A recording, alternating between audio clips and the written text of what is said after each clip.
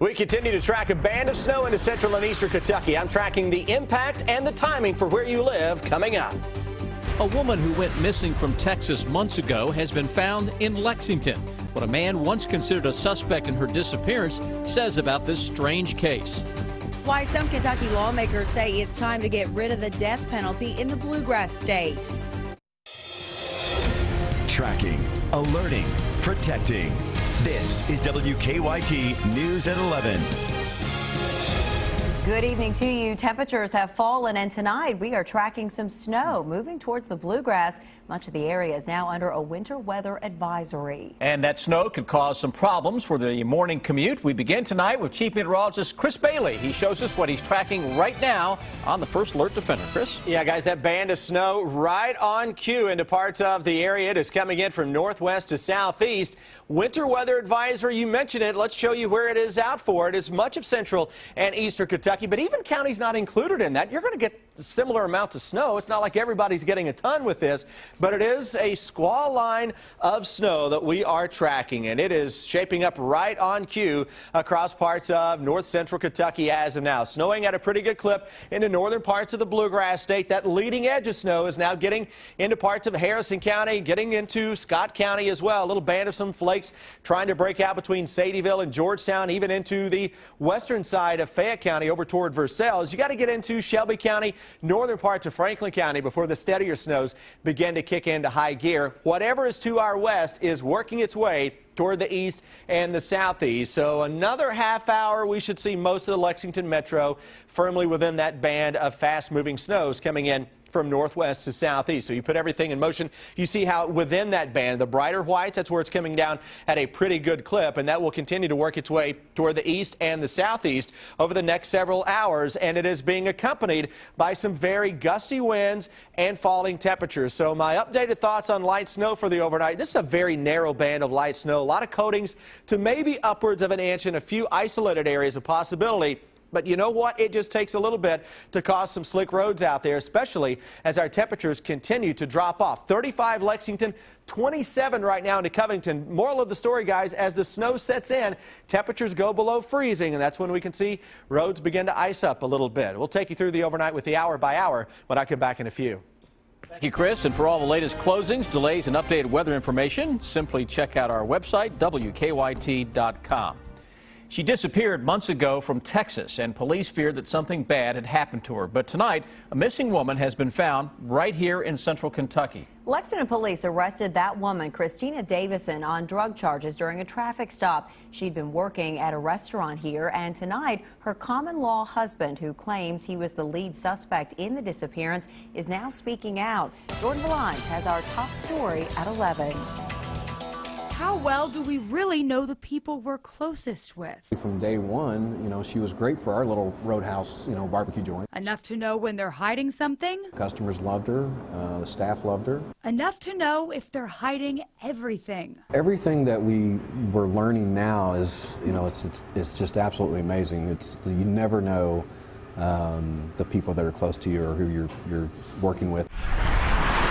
8 months ago, David Carroll hired Christina Davison as a waitress at Red State Barbecue. She was telling me that she was actually from Arkansas and that she had left from an abusive relationship. Now, he has a much different picture of who Davison is after seeing her most recent picture. In May of last year, Davison went missing in her home state of Texas, and many presumed her to be dead until Tuesday night when she was pulled over by Lexington police and arrested. Hundreds of miles away in Texas. It irritated me that everybody was getting one side of the story. Davison's common-law husband breathes a sigh of relief over her arrest. As bad as they wanted me to be guilty, everybody, her children, her mother-in-law, everybody had already convicted me. Since he was a primary suspect in her disappearance. Police in Texas say they found knife marks on Davison's mattress along with blood. Don't you think justice is served by two sets of evidences? I mean, all coming to one conclusion? They never asked me about any of it. And the evidence that I had showed that she was gathering money and gathering up things and trying to escape, trying to run, hide. From the Lone Star State to Red State Barbecue, this story is one that neither Craig Davison nor David Carroll would have ever pictured. In Lexington, Jordan Valines, WKYT. Christina Davison is being held in the Fayette County Detention Center on a $20,000 bond. We are tracking a crime alert in Lexington tonight. Police say a man was attacked during a robbery. It happened about 9:30 tonight just outside Extended Stay America on Tates Creek Road. Lexington police say two men armed with a baseball bat walked up to the victim and tried to steal his wallet. At one point, the victim was hit with the bat, but police say the robbers ran off without taking anything. Police say the victim had minor injuries. Police have not made any arrests. Lexington firefighters now think a candle started a huge fire that damaged a building at the Thoroughbred Center. The fire broke out about 8 o'clock this morning at the center along Paris Pike. The fire destroyed a tack shop, a leather shop, and an apartment. The man who lived in the apartment told us he had just moved here from California for jockey training. Just got to start all over, you know. I mean, I'm a long way from home, so I mean, I just got to, you know, be an adult about it and just move forward.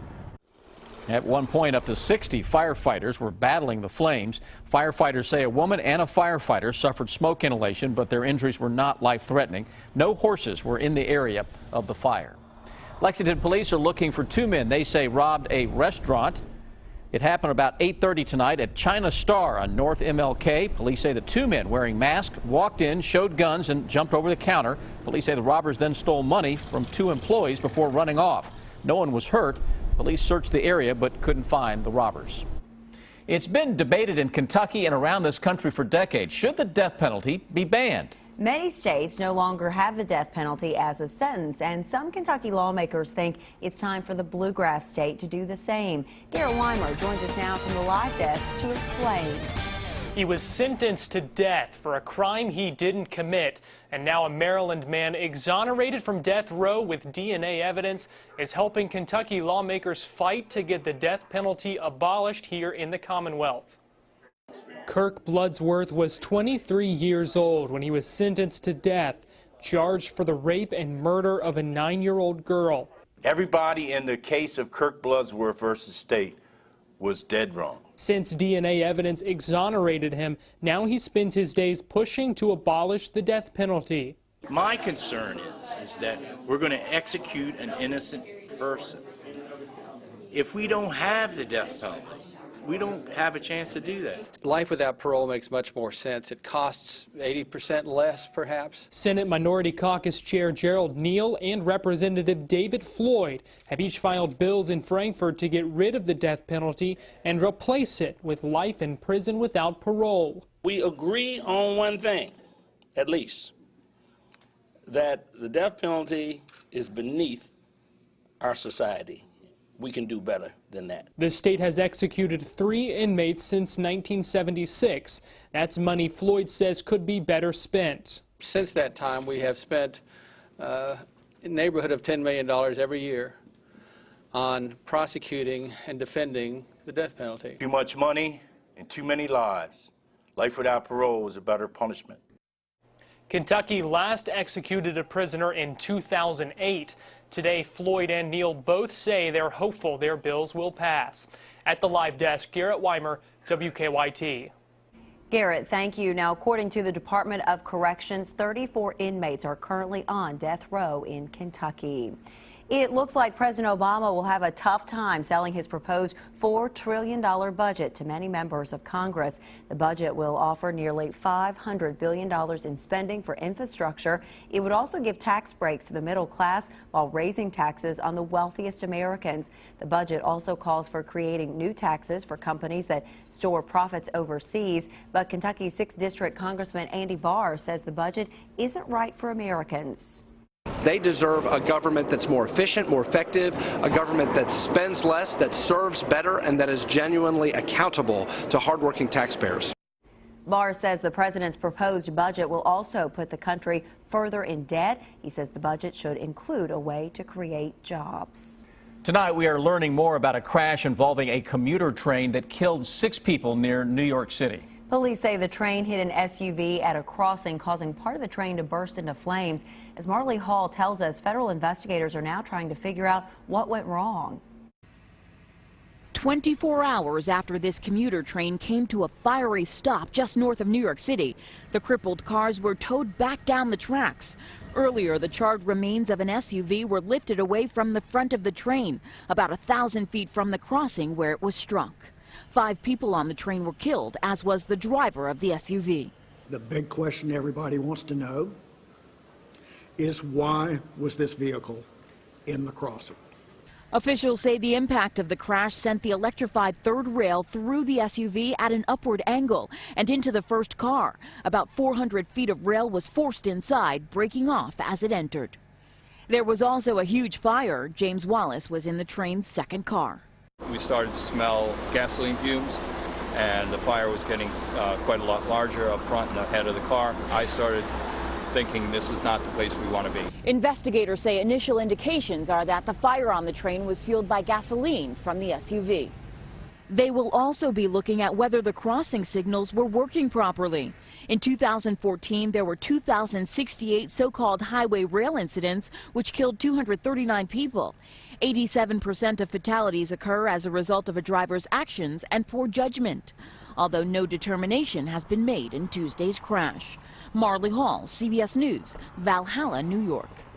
This crash was the deadliest in the history of the Metro North Railroad, which is the second largest commuter rail system in the country.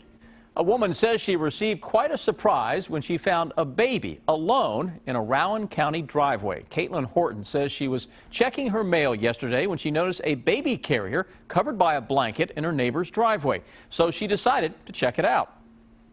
Pull back the blanket, and a baby, just a little baby, just was looking up at me. He wasn't crying.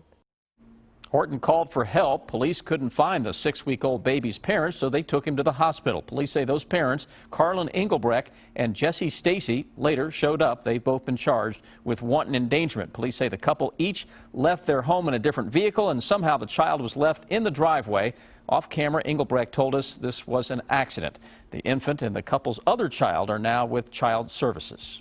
Today, Lexington Mayor Jim Gray wrote a letter supporting the University of Kentucky's request for state funding for a medical research facility. Mayor Gray sent the letter to Senate President Robert Stivers and House Speaker Greg Stumbo. UK leaders asked state lawmakers approve $10 million a year in bonds for the facility. The mayor suggested using money that was once designated to be used for renovating Rupp Arena. With another round of snow moving in tonight, as Chris showed us just a little while ago, you might be having some thoughts of spring eventually coming, and we can help you out with that. We'll get you ready for warmer weather with the annual Kentucky Sport, Boat, and Recreation Show. Kicking off tomorrow at Rupp Arena and Heritage Hall, and once again this year, you'll be able to zip line across Rupp. There's also a youth archery challenge. The show continues through Sunday. For more information, go to WKYT.com, and many of us will be out there to say hello to you. Hope you'll stop by and see us.